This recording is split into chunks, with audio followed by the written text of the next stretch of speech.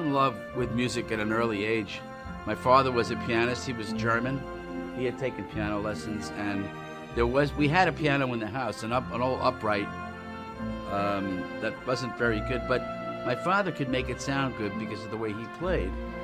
And my mom was always bringing home records from the library, Broadway shows, classical music, opera, Harry Belafonte records, and we always played the radio in my house. And fortunately, in New York, you got such a wide spectrum of different kinds of music. Listening to New York City radio, so I was exposed to it at an early age and fell in love with it. And I started taking piano lessons at an early age. My mom brought me to a teacher who lived down the street. The piano teacher that my mom took me to had a Steinway piano. It was a Steinway B, a Model B Grand, and it was so much better than the piano that we had in our house. I used to love to go to her house to play her piano, not because I liked taking lessons, because I just loved the sound of the piano that she had. It was set up in a studio, and the acoustics were fairly ambient.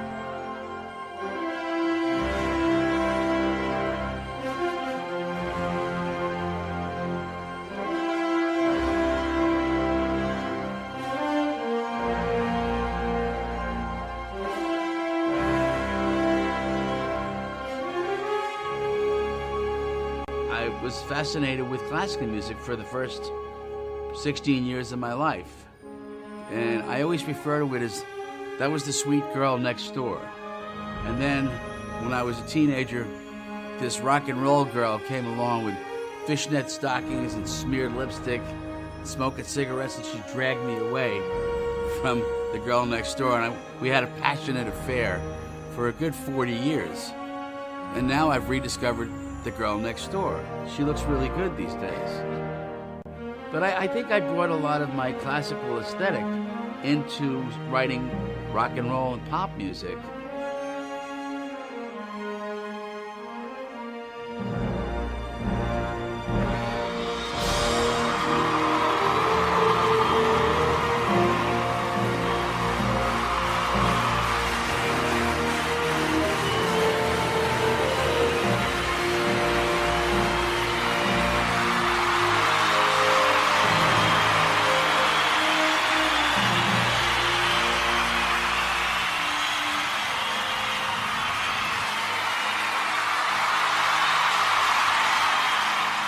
I have a classical sensibility of chords and melody and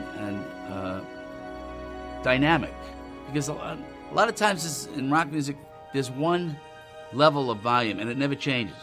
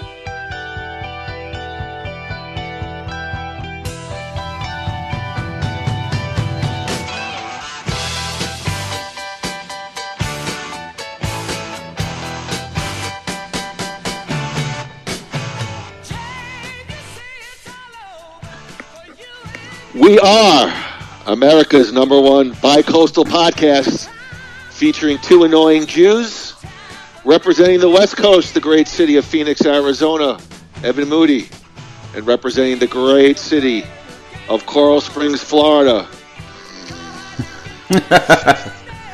Yeah, I feel the same way.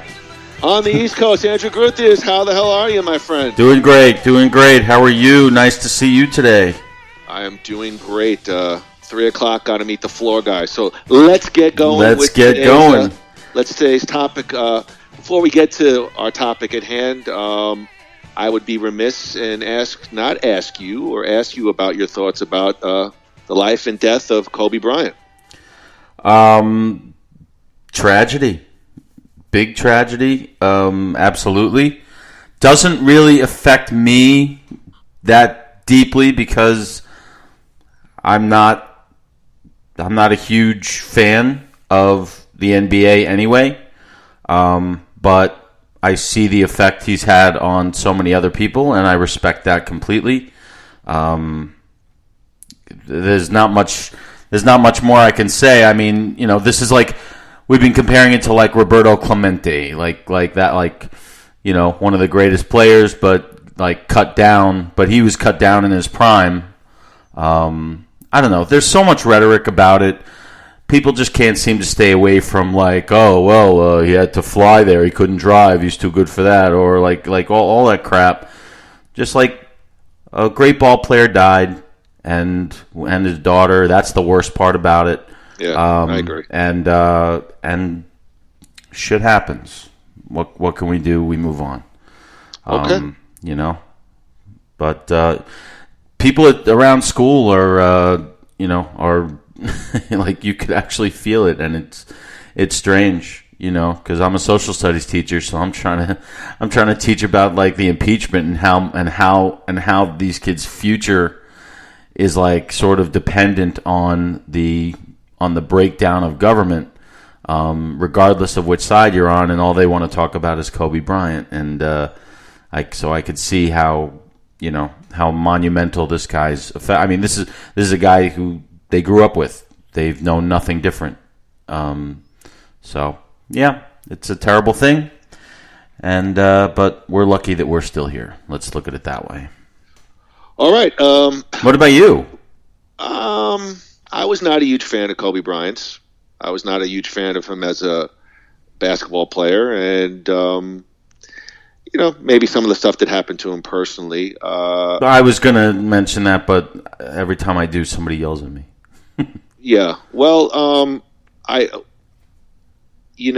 one thing that struck me was the Washington Post suspended a reporter who tweeted out an old article on the day that he died, reviewing the allegations of what happened with Kobe Bryant, and they suspended her.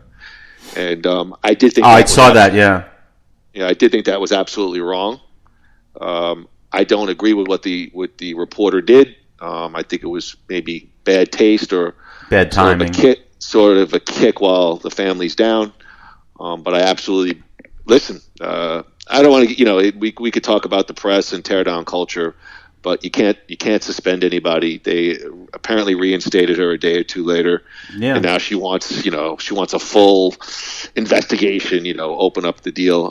Just be happy you got your job back. I mean, like I read that thing, and it was in response to the idolatry, and all she was basically saying was, okay, this is a tragedy. It's great. This guy was incredible, but let's not forget this other thing.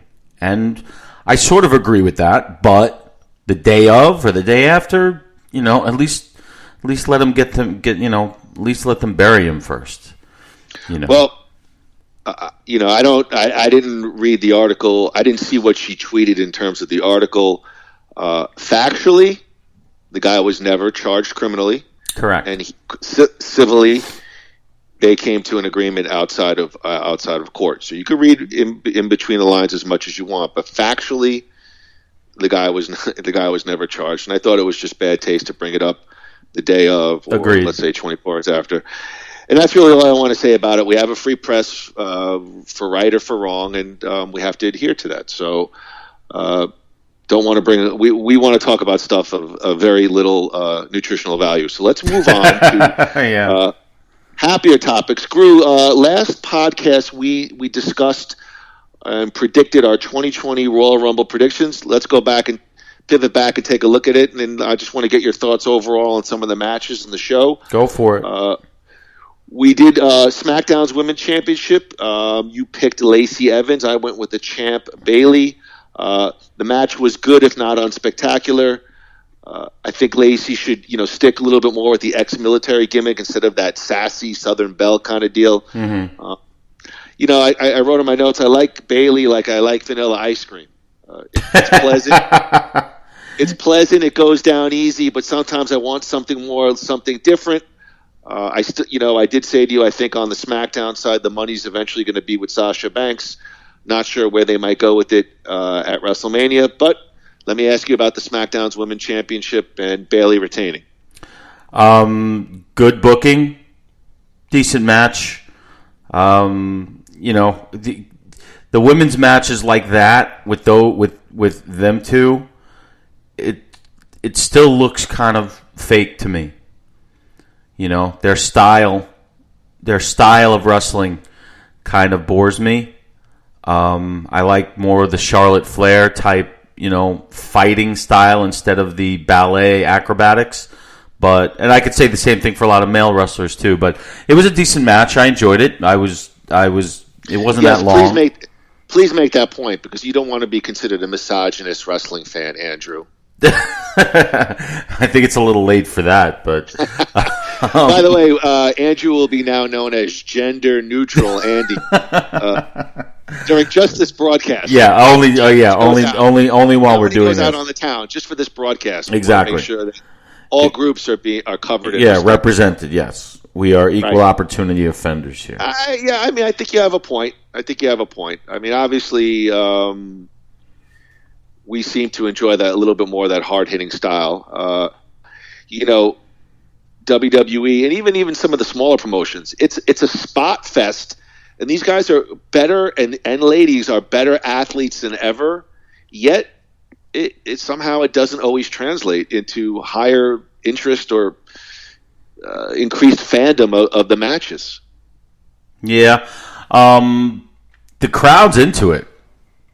I mean, the crowd at the Royal Rumble, forgetting overall, you could get lost in a 4-hour plus show. I'm not saying they were lightning 4 hours, but they were pretty into pretty much all the matches that I watched. Yeah. Obviously some a little bit more than others. Absolutely. And it was surprising to me because that opening, to be fair, they're coming off some quote-unquote dark matches, or like the pre-show, which I didn't even see the pre-show. Did you? No. So, the crowd is already kind of warmed up. But, it was a good crowd. Houston, Southern crowds are always hot, except for some reason South Florida. But but Houston, Texas, that's Bruce Pritchard territory, man. That's what I like to call yee doggies. Yeah. All right. It was. I really liked the match. Okay. Let's go to the other women's match, Raw Women's Championship. Becky Lynch, the champ, versus Asuka. Both our picks were Becky Lynch to retain the title. We did say that the likely scenario was Becky finally getting over on Asuka, as much as we seem to like Asuka. Mm-hmm. And now she's apparently defeated all of her potential challengers. And if you watched on Raw, she had the jacket with the goat symbol. She's sort of now referring to herself as the greatest of all time. And really, I think setting up Shayna Baszler, as Shayna did beat Charlotte and Becky in that triple threat match. So, she's never had a clean victory over Shayna. I thought Becky gave a nice promo on Raw. They didn't really bring in Shayna yet. Overall thoughts on Becky over Asuka and where they might take the Raw Women's Championship into Mania? Well, the first part of that question is we both predicted Becky to win. That was her revenge. She had lost twice, correct, to Asuka? No, she had lost once at the last year's Royal Rumble. Okay, and then they had the triple threat. Well, I don't know about Asuka in a triple threat. They had Shayna Baszler, Becky Lynch, and Charlotte Flair in a triple threat. Oh, no, a Bayley. That was at, I think, the Survivor Series. And Shayna tapped out Bayley. So Becky did not win technically, and Shayna won the match but did not pin Becky. So there's that little debt there going into Mania, that Becky has not beaten Shayna clean. And, Okay, so right now they are, as far as singles, they are 1-1. As far as Becky versus Asuka.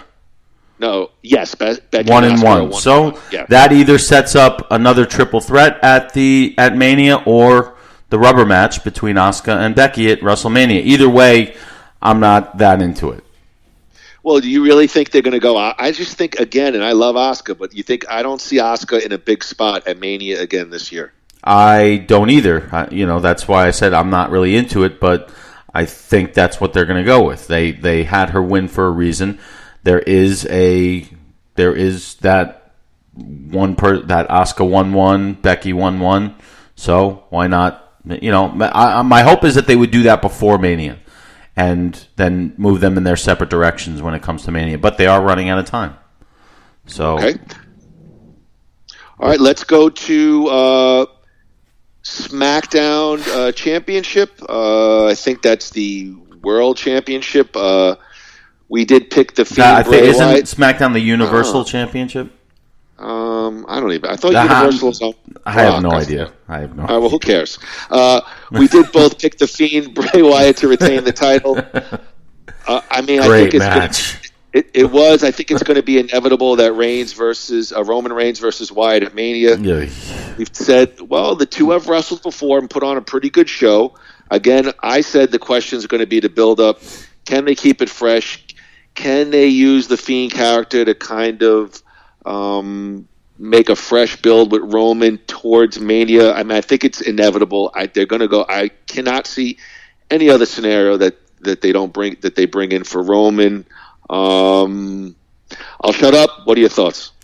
Until you just said that, I was all in for it because I love the match. I thought the Fiend, but the reason is because Daniel Bryan is a fast worker. The Fiend, Bray Wyatt, is slower, and their styles definitely meshed. And so don't you think also his sort of underdog persona with that demon-like character fits a sort of a good storyline arc in the ring as well? Yeah. Because the one problem I have is Roman's also kind of pushed as an unstoppable fighting machine a la John Cena too. So I'm curious what angle, if they're going to try to go face, heel, traditional 1988, I don't know if that works for this kind of match. They may have to go a little shades of gray, if I could quote Billy Joel. That's very apropos. I think that, number one, if you do that at Mania, what you're going to get is you're going to get a very pro Wyatt crowd, which is fine with me. I just don't think you're going to get a really good match. And look, Roman is a mid-carder to me. I know he's pushed at. We beat this horse to death, but all right, it's just I see the Fiend going. He's skyrocketing. Why? What are we doing? Why not bring in the Miz? Bring in somebody with some excitement. Right. Listen, you have this weird fetish with the Miz. You're damn right I do. I don't know if you want to take this time on this podcast to come clean about some hidden thoughts, secret desires. I don't know. There's nothing hidden about it. Here's my prediction. The dude is hot. I mean, come on. Here's my prediction. This is when you're on your phone on Facebook at WrestleMania. The Fiend versus Roman. I'll be like, really? They just did an incredible ladder. You're going to be like, or... Look, I'm comfortable enough with my masculinity that I can admit that the Miz is a very good-looking guy. And he's a great wrestler too, and he gets reactions, but they're just throwing him away and they're just like inserting Roman Reigns into everything they possibly can. Well, how long before Roman Reigns drives in a milk truck? Well, no, but Roman they kind of set back to mid-card when he came back, which I think was a good move. I don't want to get because we got a lot of stuff to discuss, but if you're talking specific of Miz, I think they're going to clearly pair him back with Morrison. They're going to go back to the M&M gimmick.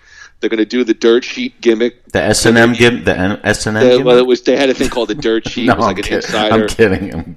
You said M&M, I said S&M. They'll probably be put into the tag team scene, and that's maybe not the worst thing for now, given the fact they seem to have a lot of talent in terms of tag teams, but not a lot of high-level stuff happening on TV and on pay-per-views.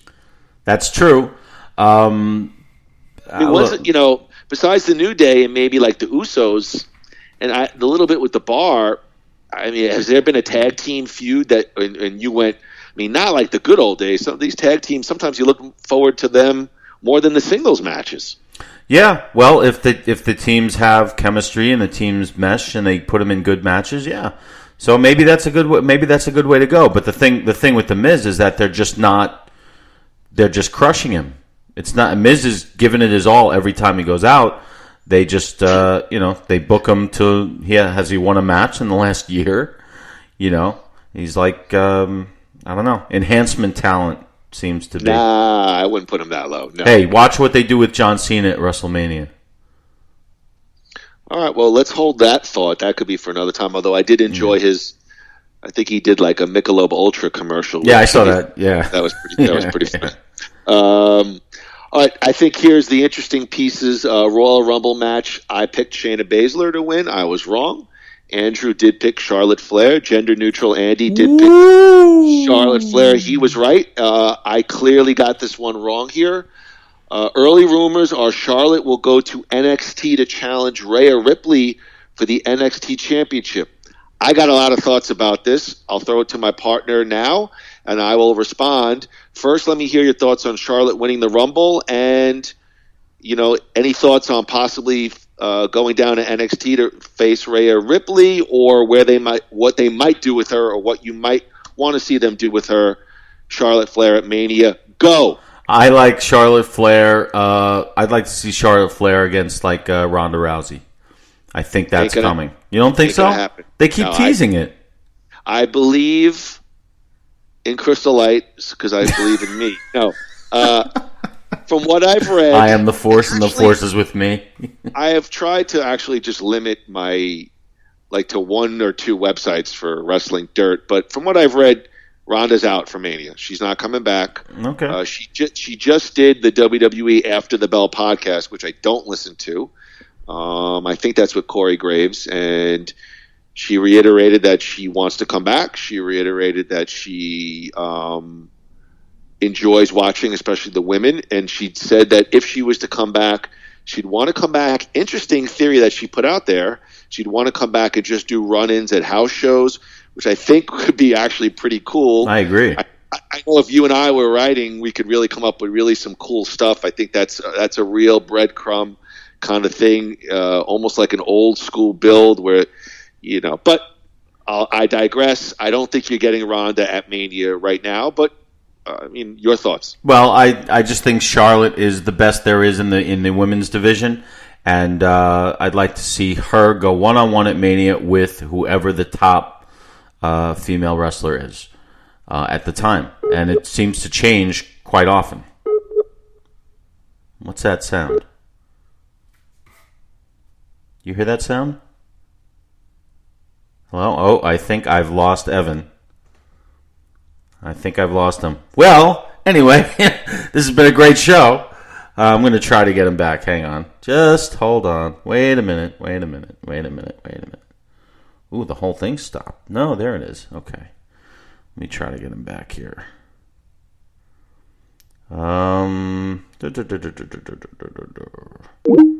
Whoops. So anyway, we're going to be talking about Billy Joel. That's the gist of this podcast. We're going to be talking about Billy Joel, starting with his run at the 12 Gardens shows of Madison Square Garden back in 2006. Just trying to bring Evan back in here. Let's see if we can do this. All right, you hear that? That's the Skype call. Boop boop.